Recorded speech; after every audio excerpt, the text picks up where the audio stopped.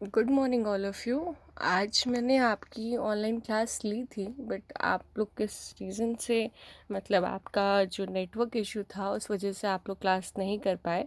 तो मैं आपको ये रिकॉर्डेड सेशन मतलब भेज रही हूँ, आप उससे ही अपनी जो बायो क्लास है उसको करोगे। तो स्टार्ट करते हैं। क्योंकि आप लोग बायो के स्टूडेंट हो तो आपको पता होना चाहिए कि क्या जीव होते हैं, क्या वनस्पति होते हैं, कौन उनके जनक है, उनकी क्या परिभाषाएं हैं। तो आपका क्लास 11th में जो पहला चैप्टर है, अध्याय 1 का पहला भाग जो है, उसका पहला चैप्टर जो है वो है जीव जगत। तो उसके बारे में पहले हम पढ़ेंगे कि जीव जगत क्या होते हैं, और उसके बाद कुछ पॉइंट्स लिखे हुए हैं जिसको आपको अपनी कॉपी में लिखना है, जैसे मैंने यहाँ लिखा हुआ है और कहीं कहीं मैंने शॉर्ट फॉर्म में लिखा हुआ है, लेकिन आपको जो मैं बोल रही हूँ वीडियो के थ्रू वैसे ही आपको अपनी कॉपी में लिखना है और मुझे व्हाट्सएप ग्रुप में सेंड करना है आज के आज। कोशिश करिएगा कि जिस दिन मैं जो क्लास में पढ़ाऊँ उस दिन आप अपना वो काम कंप्लीट करके मुझे भेज दें। तो स्टार्ट करते हैं। सबसे पहले हम लोग हिंदी और इंग्लिश दोनों के वर्ड पढ़ते चलेंगे, क्योंकि जब आप बड़ी क्लासेस में जाओगे तो आपको ये सब चीज़ें हिंदी में ही सिर्फ नहीं दिखाई देंगी, आपको ये सब इंग्लिश में भी आना चाहिए और हिंदी में भी आना चाहिए। तो कोई बच्चा डरेगा नहीं कि इंग्लिश के वर्ड्स हैं तो अलग सा कुछ है, ऐसा कुछ नहीं है। आपको सारे जो वर्ड्स हैं, टर्म्स हैं, उसको अच्छे से आना चाहिए। तो स्टार्ट करते हैं। जीव जगत क्या होता है? तो जीव जगत को इंग्लिश में कहते हैं द लिविंग वर्ल्ड। एक ऐसा वर्ल्ड, ऐसा दुनिया जहाँ पे किसका रहना हो? लिविंग थिंग्स का, जीवों का, जिनमें जान हो, उनके बारे में, जिनमें जान हो या ना हो। मतलब एक टाइम पे उनमें जान थी, बाद में वह निर्जीव हो गए, या फिर हमेशा ही वो निर्जीव थे। तो ऐसी दुनिया, हम पूरी दुनिया के बारे में इसमें पढ़ते हैं, ये समझ लीजिए। ऐसी दुनिया जिसमें हम जीवों के बारे में पढ़ रहे हैं, वो हमारा क्या है? जीव जगत। तो हम लोग स्टार्ट करते हैं। जीव जगत को आप समझ गए। बायो में आप इतना समझो कि आपको हर एक चीज़ के बारे में पढ़ना रहता है, चाहे उसमें जान हो चाहे ना हो। अभी आप उस टर्म को भी समझोगे, जिसमें जान होती है उसको क्या कहते हैं, और जिसमें जान नहीं होती है उसको क्या कहते हैं। तो जीव जगत में जो आपका पहला हेडिंग है, सबसे पहले लिखोगे जीव जगत। उसके बाद नेक्स्ट आप लाइन चेंज करके लिखिएगा जीव विज्ञान क्या होता है। तो जीव विज्ञान की परिभाषाएं लिखते हैं।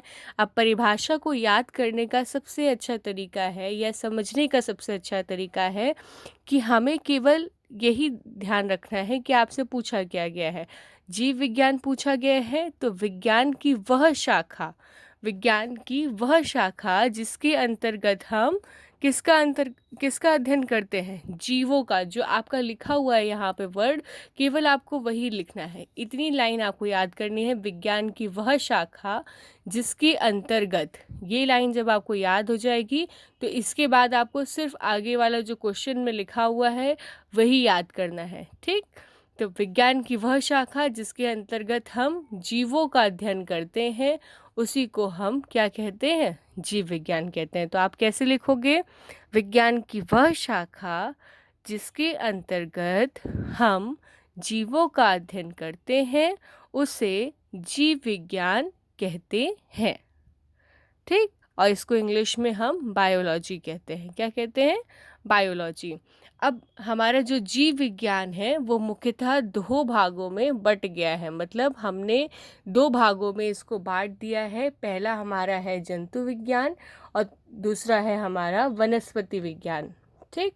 बायो जो है वो हमारा दो भागों में बट गया है। पहला हमारा जूलॉजी और दूसरा है हमारा बॉटनी, जिसको हम लोग जंतु विज्ञान कहते हैं और इसको वनस्पति विज्ञान कहते हैं। अब इसकी परिभाषा भी देखो सेम है।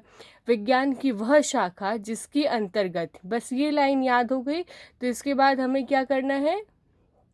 पहला वर्ड जो आपका लिखा हुआ है, चाहे वो जंतु हो चाहे वो वनस्पति हो, वही आपको आगे लिख देना है। विज्ञान की वह शाखा जिसके अंतर्गत हम जंतुओं का अध्ययन करते हैं, उसे जंतु विज्ञान कहते हैं। जीव जंतुओं का जिसमें हम अध्ययन करते हैं उसको हम जंतु विज्ञान कहते हैं। अब उसी जगह अगर हम वनस्पति विज्ञान की बात करें, जिसको इंग्लिश में बॉटनी कहते हैं, तो वो क्या होता है? विज्ञान की वह शाखा जिसके अंतर्गत हम किसका अध्ययन कर रहे हैं? वनस्पतियों का अध्ययन कर रहे हैं, या वनस्पतियों का मतलब होता है पेड़ पौधे। तो जब हम पेड़ पौधों का अध्ययन करते हैं तो उसी को हम क्या कहते हैं? वनस्पति विज्ञान कहते हैं। ठीक, तो ये आपकी परिभाषा है। अपना जब आप चैप्टर शुरू करते हो तो सबसे पहले आप कुछ बेसिक चीज़ें सीखते हो, उसके बाद धीरे धीरे आप उसके अंतर्गत पढ़ते जाते हो। अगर आप बायो के स्टूडेंट हो तो आपको इतना पता होना चाहिए कि जीव विज्ञान क्या होता है और जीव विज्ञान को कितने भागों में बांटा गया है। तो जीव विज्ञान को 2 भागों में बांटा गया है, जंतु विज्ञान और वनस्पति विज्ञान। अब हम लोग बात करते हैं इसके जनक की। जनक मतलब फादर। जैसे हमारे जनक कौन है? हमारे मम्मी पापा हैं। आपके मम्मी पापा का कुछ अलग से नाम होगा ना, तो वैसे ही आपको क्या करना है? इनके जनक के बारे में पढ़ना है कि इनके फादर कौन है। तो जीव विज्ञान के जो जनक हैं वो हैं हमारे अरस्तु। जीव विज्ञान मतलब बायोलॉजी को किसने जन्म दिया है, किसने इनके बारे में बातें कही हैं, तो वो है हमारे अरस्तु। और जंतु विज्ञान के भी जनक यही हैं। मतलब जीव विज्ञान और जंतु विज्ञान के जनक कौन है? हमारे अरस्तु हैं। ठीक, तो आप इसको एक लाइन में लिखोगे कि जीव विज्ञान के जनक अरस्तु जी हैं। अब ऐसे ही आप जंतु विज्ञान में लिखोगे, जंतु विज्ञान के जनक अरस्तु हैं। आपसे ये क्वेश्चन बहुत बार पूछा गया है कि जीव विज्ञान और जंतु विज्ञान के जनक कौन है। ऐसे ही आपसे वनस्पति, अब आप वनस्पति में नहीं लिखोगे। अभी मैंने आपको बताया बायोलॉजी में 2 पार्ट होते हैं, जूलॉजी और बॉटनी, जंतु विज्ञान और वनस्पति विज्ञान। तो जंतु विज्ञान और जीव विज्ञान दोनों के जनक अरस्तु है, लेकिन इन्होंने वनस्पति पेड़ पौधों के बारे में बातें नहीं बताई थी। मतलब थोड़ी बहुत बताई थी, लेकिन उनके जनक कौन है वनस्पति विज्ञान के? तो कौन है? थियोफ्रेस्टस। कौन है? थियोफ्रेस्टस।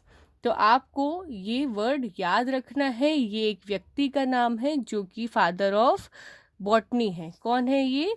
Father of botany. आपको ऐसे ही यहाँ पे लिख सकते हो, फादर ऑफ जूलॉजी। पहले आप बायो लिखना है, वैसे बायोलॉजी एंड बायोलॉजी। मतलब ये किसके फादर हैं? जूलॉजी की और बायोलॉजी की। और थियोफ्रेस्टस कौन है? फादर ऑफ बॉटनी, या फिर किसके जनक हैं ये? वनस्पति विज्ञान के। अब हम लोग पढ़ते हैं क्या होते हैं सजीव और क्या होते हैं निर्जीव। अब आप जब साइंस के स्टूडेंट हो, स्पेशली जब आप बायो के स्टूडेंट हो, तो अगर आपसे पूछा जाता है सजीव क्या होते हैं, सजीव को हम इंग्लिश में लिविंग कहते हैं और निर्जीव को हम नॉन लिविंग कहते हैं। जहाँ पे नॉन लग गया वहाँ पे नहीं हो जाता है। तो लिविंग का क्या मतलब हुआ? जिसमें जान होती है। सजीव का मतलब जिसमें जान होती है, वो चल फिर पाते हैं, उनमें मूवमेंट हो रही है, एक जगह से दूसरी जगह वो जा रहे हैं, उनमें वृद्धि होती है। तो स्पेशली वृद्धि जो होना है वो हमारा किसका एक लक्षण है? सजीव का। और निर्जीव का क्या लक्षण है? जिसमें कोई जान नहीं है, ना उनकी वृद्धि हो रही है, ना ही वो आगे पीछे खाना पीना कुछ भी कर पा रहे हैं, कुछ नहीं कर पा रहे हैं वो। तो वो क्या है? हमारे नॉन लिविंग है। तो ये आपका एक छोटा सा इंट्रोडक्शन है चैप्टर का। कुछ आपको इसमें परिभाषाएं बताई गई हैं, कुछ आपको टॉपिक्स इसमें समझाए गए हैं, जिसको आपको अपनी कॉपी में लिखना भी है, प्लस मुझे चेक भी कराना है। तो आप लोग इसको लिखिएगा, जो परिभाषाएं मैंने बोली हैं और यहाँ लिखी हैं। आप अपनी एक नई कॉपी बनाइए क्लास 11th की, जिसमें आप अपना बायो का काम कंप्लीट करेंगे। आई होप आपको ये पूरी वीडियो अच्छे से समझ में आ गई है और आप इसको कंप्लीट करके फिर मुझे भेजेंगे। और इतनी चीज़ें आपको बायो में आनी चाहिए, ये चीज़ें आपके लिए बहुत ज़रूरी है। अगर आपको ये इतना सिंपल सी चीज़ें नहीं पता कि बायोलॉजी के जनक कौन है और बायोलॉजी कितने पार्ट्स में डिवाइड है, मतलब जंतु विज्ञान क्या होता है, वनस्पति विज्ञान क्या होता है, सजीव निर्जीव क्या होता है, तो आपका फिर बायो पढ़ने का कोई मतलब नहीं निकलता है। तो आप सबसे पहले इसके बारे में जानिए, और इसके बाद जो आपकी नेक्स्ट क्लास होगी मैं इसके आगे की चीज़ें आपको बताऊंगी।